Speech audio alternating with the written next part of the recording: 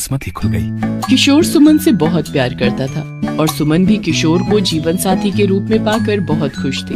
माता रानी ने उसकी सारी ख्वाहिशें पूरी कर दी थी, लेकिन अब बारी थी परीक्षा की। एक बार फिर नवरात्रि का त्योहार आने वाला था, लेकिन किशोर इस बीच बहुत परेशान था। वो अपना सिर पकड़कर बैठा था। क्या हुआ? आप ऐसे सिर पकड़कर क्यों बैठे हो? ये बारिश देख रही हो, पिछले 3 दिनों से आंधी और बारिश रुक ही नहीं रही है। अपनी फसल तो ठीक है ना? नहीं सुमन, फसल पककर तैयार खड़ी थी।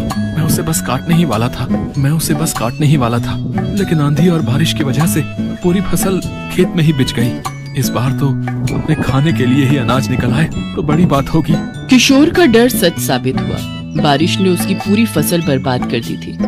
खेत में ऐसा पानी भरा कि अनाज का एक दाना न निकला। सुमन को पिछली फसल से बचे अनाज से ही काम चलाना पड़ रहा था और ये देखकर सुमन को भी बहुत बुरा लग रहा था। क्या हुआ सुमन, तुम रो क्यों रही हो?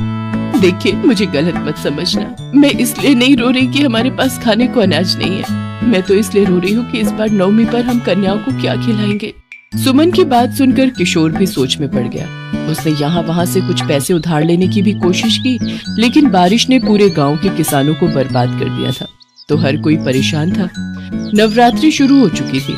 दोनों पति पत्नी माँ दुर्गा की पूजा करते और उनसे सब ठीक करने की प्रार्थना करते। फिर नवमी वाले दिन, सुनो, तुम्हारे पास कितना अनाज बचा है? मैं जानती हूँ कि आप क्या कहने वाले हैं। नहीं हो पाएगा।